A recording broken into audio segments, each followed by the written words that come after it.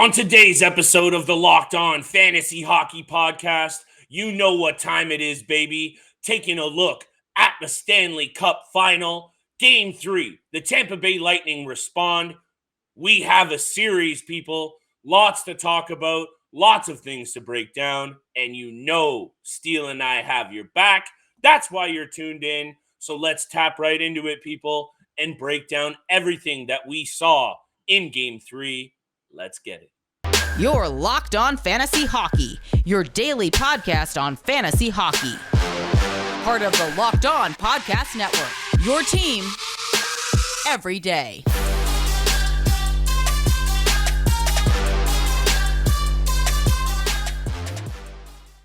We needed to see a response from the Tampa Bay Lightning, and my goodness, we have one, Steele. And all of a sudden, we also have a series, people.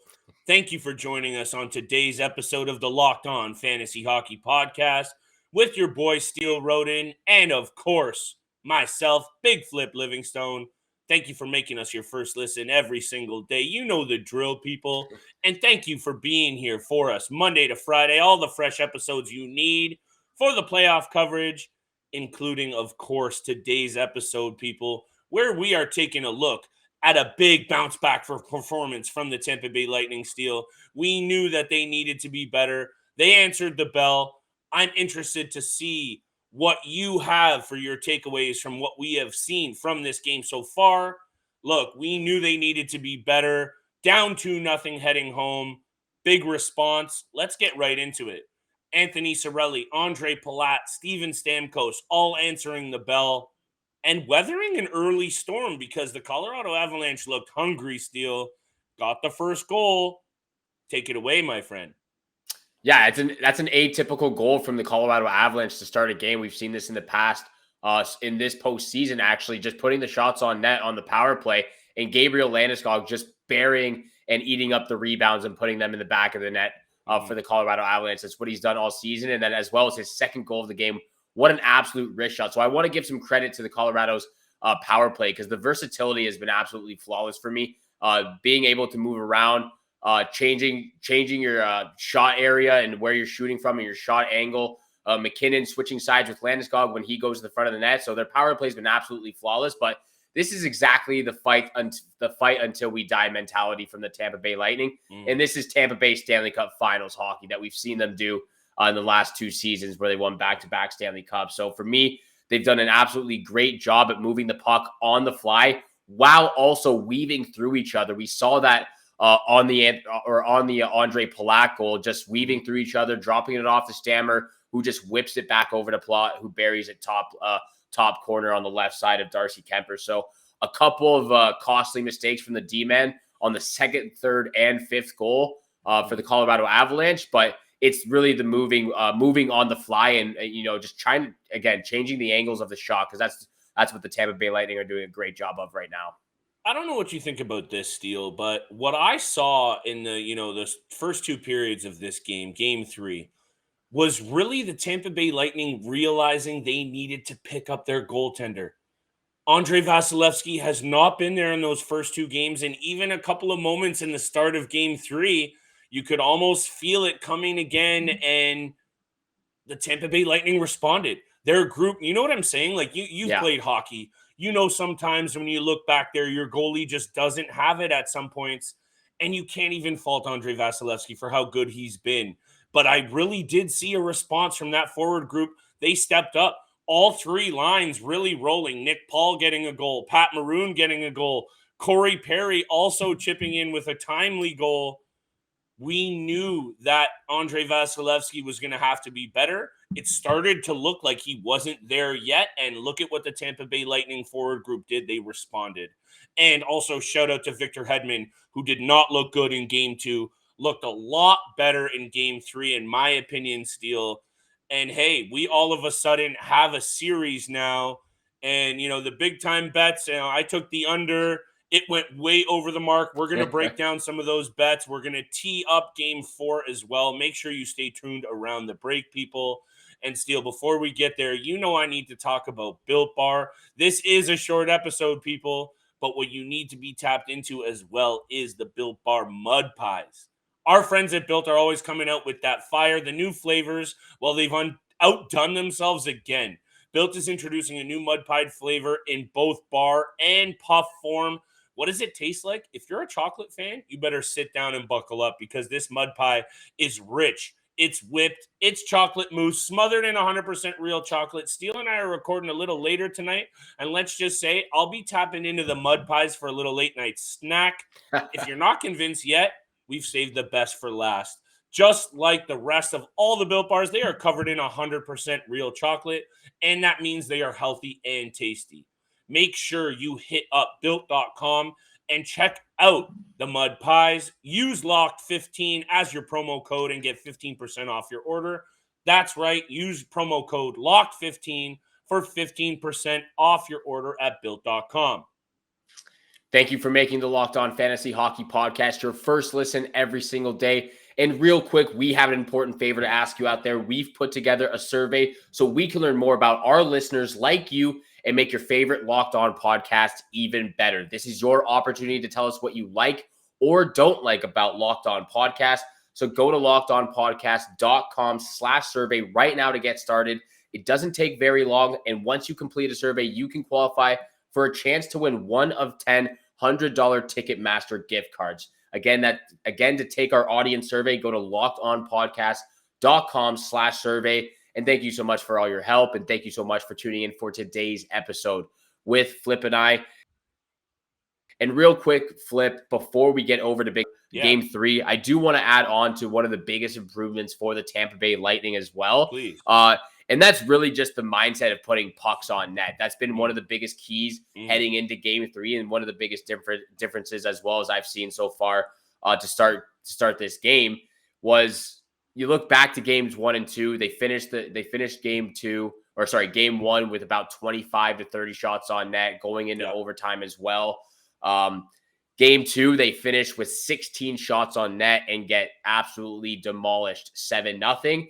And as of right now, they're up 6-2 in this game. They've already put up 26 shots on net through 2 periods. So for me, the biggest takeaway is, again, Darcy Kemper, as we know, can be a streaky guy. We know that he doesn't deal with a lot of shots. And if they can put a ton of shots on him, this is what can happen to a guy like Darcy Kemper. So look, he got pulled after the 5th goal. They're up 6-2 right now. They have 26 shots on net. It's just putting the pucks on net and having that mentality. There's a lot of things that just popped into my mind while you were breaking that down, Steele. Number one, Darcy Kemper has a lot on the line here aside from just a Stanley Cup ring, because we know there's a lot of people out there ready to poke holes in how much money he is going to get as a free agent coming up in the offseason. That's number one. Number two, special teams. I know the Avalanche are down big in this game, and they're headed into Game 4 with a brand new series. But the Colorado Avalanche continue to get it done on the power play. And, this is one game. It is a big response from Tampa. Let's not get that twisted. But if they don't sort out the special teams, and I don't mean to, beat a dead horse here because you and I have highlighted this a number of times, they need to tighten that up and quick because this is a great response for sure. But if you're going to let a team with this much talent continue to pummel you on special teams, we know the outcome of this series. I'm sorry, but this is hockey. This is a team game. And if your group is not going to respond on the penalty kill and you're going to give this Colorado Avalanche team this many chances, it's not going to go well. And number 3, Steele, and I'll leave it at this. Gabriel Landeskog, again, I tossed around the name. We mentioned it as a really good look for a Conn Smythe odd. I believe it was all the way up to plus, I don't even know, maybe 6,000. I don't know if it was that high. It was high. It was pretty high. It was very high. And let's just run it back here a second. 11 goals and 10 assists in 17 games played. The captain has answered the bell also. After missing a significant chunk of time down the stretch, maybe that's one of those moments that the rest really added to his ability to be an effective player, but an effective player he is being. And those odds for the Conn Smythe still take a sprinkle on Gabriel Landeskog. You know me, Steele. I'm sprinkling all over the board. But maybe let's talk a little bit about our bets that are still happening in Game 3. We're recording a little bit ahead of the end of this game, so that's the caveat there. But hey, this is a tough time of year to make money, pal. We know this, but I'll start it off. My under pick did not look good. Did not look good from the jump. I'll be honest with that. At least you and I can commiserate on that fact because I believe we were in on together. But Steven Stamkos answers the bell, so that saved my second pick of the night. Well, actually, I wasn't on the over or the under here. I was thank afraid God. of this game. I was afraid of this game, but I did take the Avalanche on the money line. So that pick obviously isn't turning out so great for me. But my other two picks are doing pretty good so far. I did suggest Mikko Rantanen a power play point or anytime assist, and he has 2 power play assists. So both of those hit, as well as a Cale Makar anytime assist as well. Only 3 players on the Colorado Avalanche have points right now in the game. Landeskog has 2 goals, Rantanen has 2 assists, and Cale Makar has 2 assists, and that's currently as of right now as the Lightning are winning 6-2. 6-2 Steele, and at the end of everything, whatever we break down from this game it's a response from the Tampa Bay Lightning.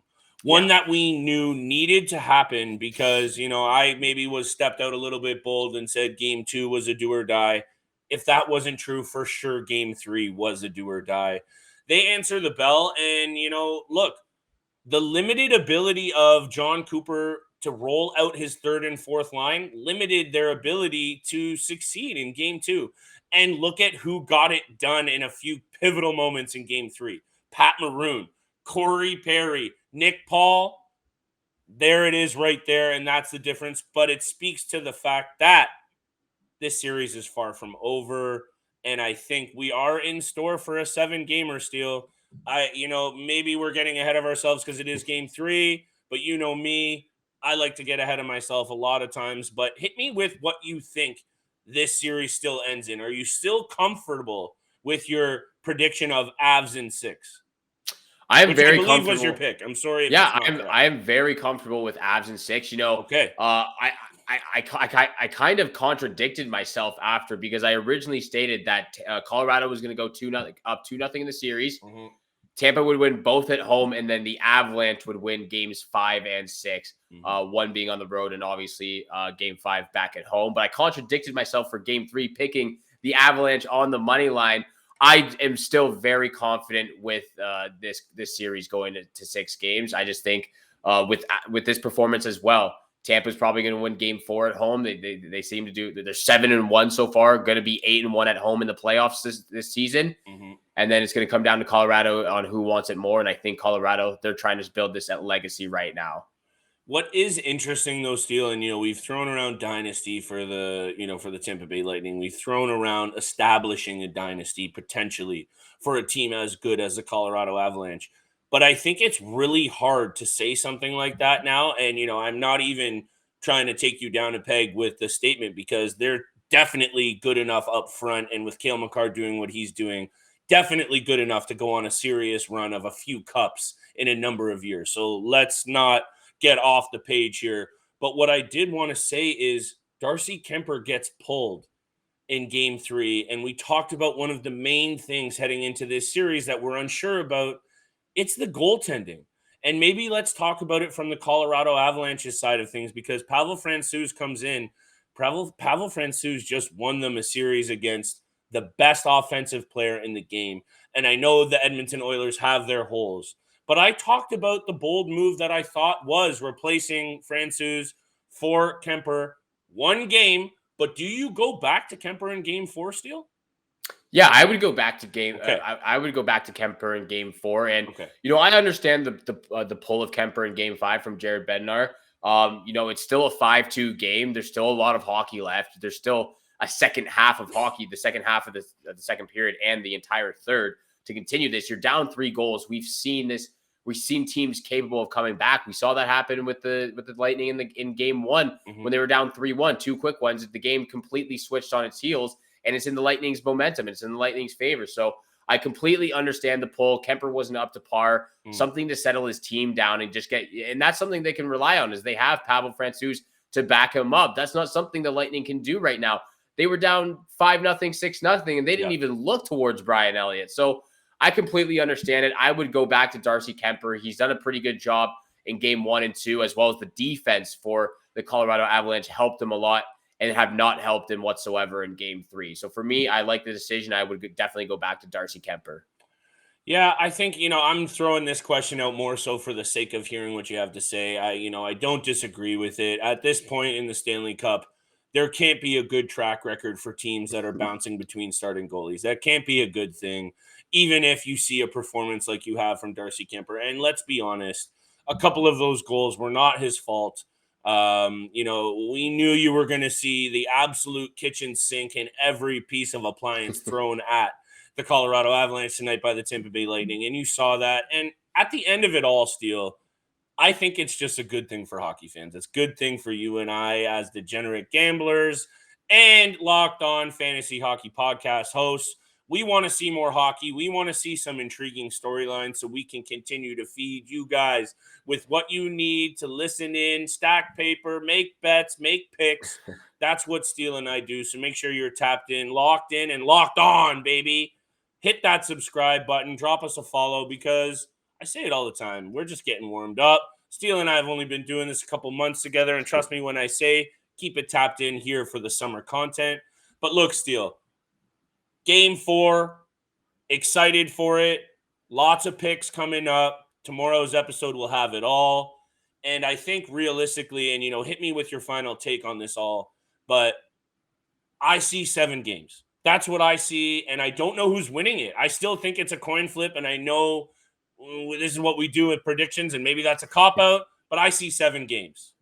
That's what I'm taking away. I still have 6 games. I still have the Colorado Avalanche. Must be nice.